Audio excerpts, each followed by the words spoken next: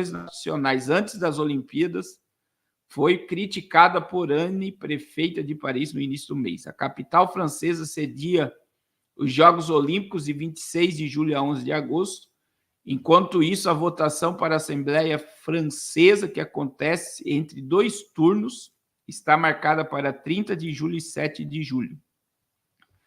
Como muitas pessoas, fiquei chocada ao ouvir o presidente decidir pela dissolução da Assembleia pouco antes dos Jogos Olímpicos, disse a prefeita. É algo extremamente perturbador, uma medida que tenho dificuldade em compreender. E eu vou dizer para vocês, né? Essa preocupação aqui vai acontecer nas eleições americanas também. Eu vi um discurso de Donald Trump que colabora com aquilo que nós dizemos aqui. Irmãos, Donald Trump falou: eu nunca imaginei ver uma América tão fraca como eu estou vendo agora. Isso é fala do ex-presidente americano e candidato à reeleição agora, à volta à Casa Branca. E ele falou sobre as políticas de John Biden, que abriu precedentes. A América, segundo um discurso de um congressista, abriu portas para ser atacada de dentro para fora. E novamente, né, existe um perigo imenso de ataques nos Estados Unidos e também lá na Europa. Eu tenho a irmã Samantha, ela sempre está aqui na live. Ela falou também que a Alemanha está totalmente na mão, ameaçada, sendo oprimida pelos imigrantes muçulmanos. Os católicos estão sendo oprimidos, os cristãos estão sendo silenciados, e as pessoas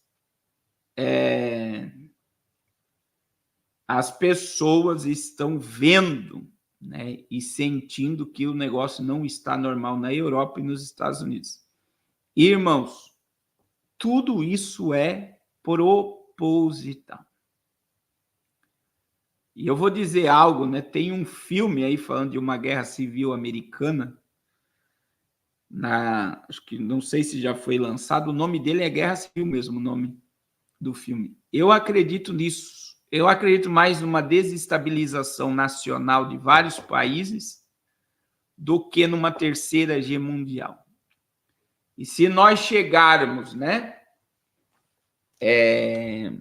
Se nós chegarmos a algum ataque nuclear, eu acredito, novamente aí a Coreia do Norte lançou os balões com excrementos sobre a Coreia do Sul, e eu acredito que se nós tivermos qualquer ataque, eles vão ser todos orquestrados juntos. E é a Venezuela em Guiana, a Rússia contra-atacando a OTAN, a Coreia do Norte atacando o Japão e a Coreia do Sul, a China tomando Taiwan. Eu acredito que todos esses países, e o Irã lançando mísseis sobre Israel. Veja que Israel faz 48 horas que está mandando armamento e exército para o Líbano. E se eles fizerem tudo isso de uma vez só, o mundo vai entrar em colapso. Então, pode haver aí apagões em diversas regiões, falta de fornecimento de mantimento, que vai levar o povo para a rua e um caos sendo instalado para que haja uma solução planetária. E eu digo para vocês, irmãos, isso é a minha cabeça, eu vou dizer, pastor Carlos, né, na sequência escatológica. Eu acredito num apocalipse que ele tem início e tem fim.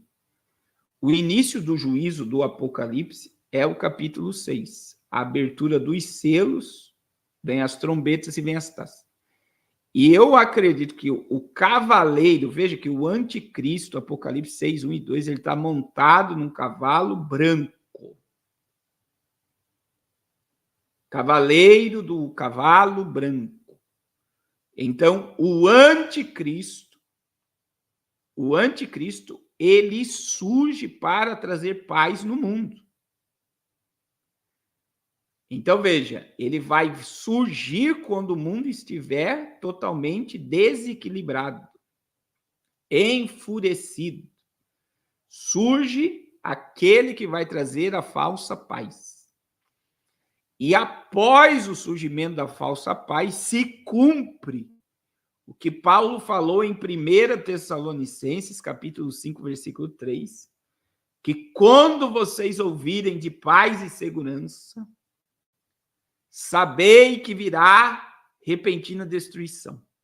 Por quê? Porque após um acordo de paz, de uma falsa paz, de acordos que ligam Israel ao mundo, esse novo Estado palestino que está surgindo, eu digo para vocês,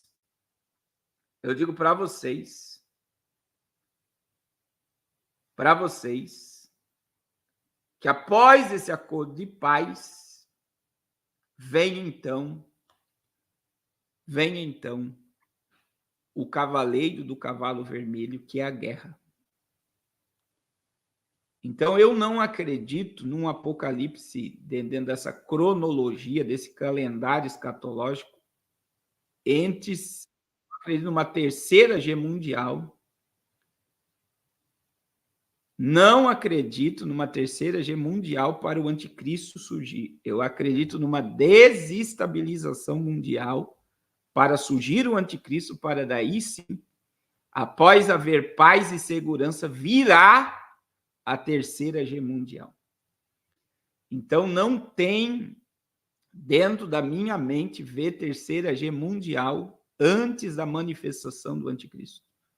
O anticristo surgirá trazendo uma falsa paz, e veja que a Bíblia é muito clara. Ela coloca a guerra, o cavaleiro do cavaleiro, após o surgimento do anticristo. Após o surgimento do anticristo. Então, tá lá, cavaleiro do cavalo vermelho. Então, se nós tivermos a terceira guerra mundial, cadê o cavaleiro vermelho? Cadê o cavaleiro vermelho? No juízo vindouro. Então, não acredito numa terceira guerra mundial. Veja, a Rússia foi atacada por mísseis americanos, morreu crianças, e a Rússia não contra-atacou. Morreu inocentes por mísseis americanos, e a Rússia grita e não contra-ataca. Então, essa é a minha visão, né? Respeitando, né? Que o dono da verdade é Jesus, mas eu estou respeitando o livro do Apocalipse. É uma das interpretações mais saudáveis da escatologia. Por que é a mais saudável? Porque você não vê a igreja entre o capítulo 4 e o capítulo 19. Você não vê, você pode ler e reler, você não vê a igreja na terra entre o capítulo 4 e o capítulo 19. A igreja é tirada no capítulo 4, versículo 1. Entre o capítulo 3 e o capítulo 4. Essa é a interpretação. Entre o capítulo 3 e o capítulo 4. Veja que lá no capítulo 4, versículo 1, João diz assim, ó, depois destas coisas. Depois dessas coisas. O que o texto quer dizer? O que o texto quer dizer depois dessas coisas? É que algo aconteceu antes de João começar a escrever o capítulo 4. E o que aconteceu? Na minha visão, é a volta de Jesus. Por quê? Porque do capítulo 4 ao capítulo 19, você não vê a igreja na terra. Você tem uma exegese do capítulo 12 do Apocalipse, porque para você entender o Apocalipse é só você entender o capítulo 12, que vem a história de Israel, a perseguição do dragão a Israel, vem o nascimento de Jesus, a ascensão de Jesus, a perseguição novamente a Israel, os salvos na eternidade, para daí sim vir a manifestação da besta no capítulo 13. Capítulo 13. E aí, o irmão Miso, os cavalos são fatos simultâneos? Não, é uma sequência de eventos. Anticristo, guerra, fome e redução populacional. Os 4 cavaleiros do Apocalipse, eles estão dentro de uma sincronia. Mas veja, vem uma ordem pelo cavaleiro do cavalo branco, vem uma guerra, vem uma fome absurda, e vem uma redução de 1/4 da população por fome, peste, violência e feras da terra. Deus abençoe, irmão Pedrinho. Então, quando você tem essa sequência, você tem um conjunto de acontecimentos. E aí o Dinho está falando sobre esse pseudo-avivamento. Não existe avivamento espiritual nenhum na terra antes do arrebatamento. Irmãos, não tem contexto bíblico para avivamento mundial. Não tem contexto profético para um avivamento mundial. Então, veja bem, não tem, biblicamente.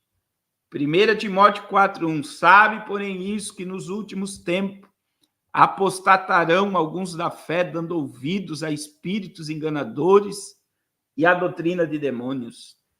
2 Timóteo 4:3, nos últimos tempos o povo não suportará a sã doutrina, antes a palavra da verdade vai fazer cócega nos ouvidos, e as pessoas desviarão os ouvidos da verdade, voltando-se à fábula.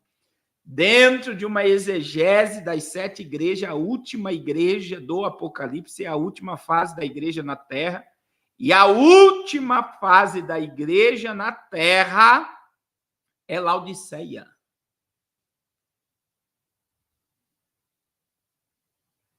Laodiceia. Então, veja bem, nós estamos vivendo Laodiceia. O que é Laodiceia? Eu tenho batido nessa tecla esses dias. Lau é povo e Diceia é governo. Igreja é governada pelo povo. E os sistemas religiosos estão dominados pelo povo. Quem manda nas igrejas hoje não é mais Deus, a palavra e a verdade. Não é Deus, a palavra e a verdade. Quem manda na igreja são o povo. Os pastores, os pregadores, os cantores só pregam o que o povo quer ouvir e não há mais espaço para arrependimento em cima dos altares. E eu uso, irmãozinho, o avivamento. Irmãos, vocês ficaram... O povo ficou quase 2 anos trancado dentro de casa, em lockdowns, em 2020 e 2021. As pessoas foram proibidas de cear, de cultuar, de ir para a igreja. E aí eu pergunto para você, não era para ter um avivamento nesse momento? Não era nesse momento que era para ter um avivamento? Irmão, o povo ficou em casa comendo, dormindo e assistindo Netflix.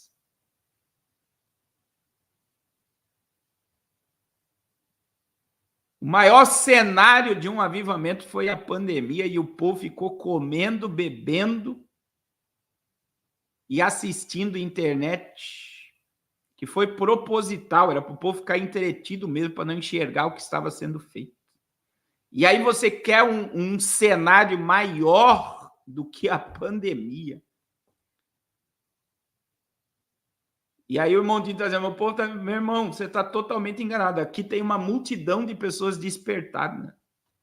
Jesus vai tirar a igreja de dentro da igreja, e a igreja não é essa multidão que está dentro dos templos.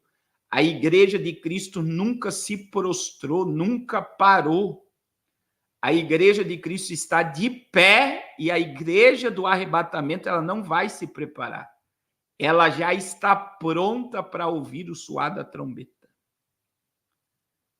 Ela já está pronta. Tem uma multidão que não se prostrou ainda. Tem uma multidão envolvida nos mistérios de Deus. Envolvida com o sangue de Jesus, com a palavra e com o Espírito Santo. E com o Espírito Santo. Então, não olhe para o sistema religioso, olhe para a igreja. E a igreja não para. Tem uma multidão de anônimos. Anônimos. Que não se prostrou ainda. Irmãos, eu quero ministrar uma palavra. 1 Pedro, capítulo